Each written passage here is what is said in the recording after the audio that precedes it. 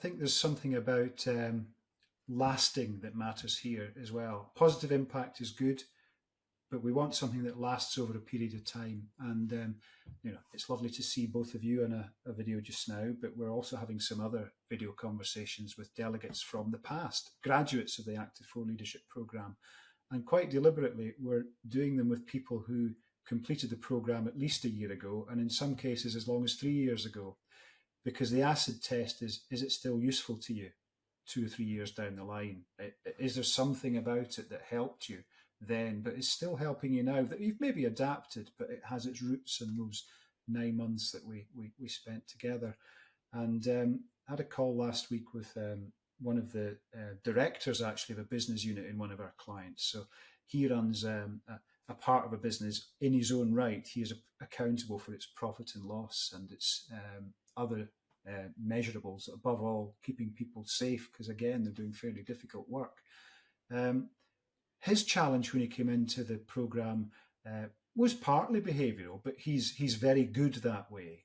His challenge was more around structure and getting a business organised properly and strategically, and then seeing it through with proper measurables, good governance, an element of team alignment, and then something at the end of the month that he could actually report in a consistent manner up the line to his masters in the shareholder community. And that was a rather different tack from what we've been discussing so far. And I suppose the acid test 3 years down the line has that been any use to you?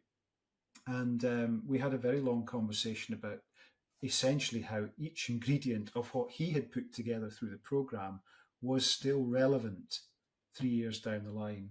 I thought, well, that's nice to hear. You would hope to hear that, and maybe he was wanting me to feel good.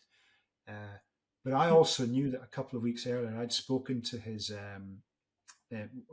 board member, his senior chairman, the chairman of the board, who was just delighted with how 3 years down the line this guy was still sticking with that. So I think it's very important that we make a lasting impact where we can, and there was an example of it. Well, I think one of the things we know with learning and teaching is getting people to change their habits, getting people to change their behavior is just about the hardest thing you can do as a leader. If you're leading a team of people and you want them to behave in a certain way, bringing that change about is really difficult, because we are creatures of habit. We like to do things the way we've always done them. So when we help people create new habits tend to be sticky. They tend to last. And I think that's one of the nice things about the program, because we have 9 months. We have a lot of contact points in that 9 months. So we can really help people to adopt the new behaviors that they want and actually start getting some results. And that, of course, then becomes that virtuous cycle of, when I do this, I get this outcome, that gets me, that delivers what I need. So we do more of it. So I think creating habits that last is a key part of this. So to hear of somebody 3 years down the track having embedded those new behaviours is great. Well, the other thing about it, Jen, is I think it's important that, the behaviours, we don't dictate what those behaviours are. It comes from the delegates themselves of what behaviours they want to improve. And it is then working with them to improve those behaviours, building the curiosity, letting them self-develop. It's not giving them a script of this is what you've got to do. It's giving them the tools that they can experiment with themselves and learn from them, go forward. And they find out what works for them, because that's the whole point of a personalised approach. In exactly the same situation, a different set of tools may work differently for someone. And I think that's where the strength of our program is that if something isn't working for them, they can reach back into their toolbox and try something else. But it is that curiosity on the delegate side that's going to make them successful. And the fact that we've given them the tools to work with, and not a prescribed script of how they should react. It's coming from them. It has to start with them, doesn't it? And they have to take ownership of their own program. Yes. We are there to help, but whose program is it? And it's theirs. I think we've been fairly fortunate in a lot of the people that we've worked with, and they've wanted the change, they've wanted the improvement, they've wanted to get ahead. So it's a lot easier to work with someone that wants that change. We can only coach people that want to be coached. We can't force coaching on anyone, and we've been fortunate in the delegates that we've had.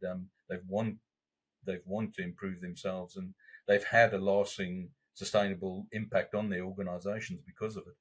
And I think that's a very important message to anyone that's watching this, that's thinking of joining our programme. Join it if you want to, but if you feel that you're forced to and you don't really want to, that's going to be hard. You should be joining something that you maybe feel a little bit intimidated by, maybe a wee bit anxious about, but you should want to do it. If you don't want to do it, it's going to be difficult. So, when people want to do something, amazing things can happen. A smaller example I had this morning on the call that I mentioned earlier on, 5 people, one of them a lady over in California. She's quite quiet, and she in the original calls that we would have had together, that the group of there were as many as 7 of us on the calls originally. She was always in the background, not really pushing herself forward. And so one of the areas that she wanted to develop herself in is a very common thing, which is making herself heard, pushing herself out of her comfort zone to speak out amongst the crowd. In this case, one of the leaders in a group of leaders, quite quiet. That's so common, isn't it? So I was delighted in this call to hear her straight in there throughout the call with her opinions. Whether you agreed with them wasn't quite the point. She had changed her habit, because this habit change in her case was going on for about 18 months, from about 18 months to 12 months ago. So over a 6-month period, she made something stick that a year later I witnessed the other day. And I was delighted to hear her talking that way in the call. Not dominating the room, but making her presence felt. Great. Well done. Good for you. Yeah, getting out of your comfort zone is when you do learn. So, getting into something that does scare you a little bit. Bravery doesn't come from being brave. It comes from being afraid, but doing it actually still going through and doing it. And that's where bravery comes from. And I think going into a program, not sure what the outcomes are going to be, but being curious enough to go in, try it anyway, getting out of your comfort zone, that is where you develop. And I think that's what we bring quite a bit as well. We take people out of their comfort zones because that's where they grow, that's where they develop. They enjoy it. They enjoy being taken out of their comfort zone. So I think that's a strong part of our program.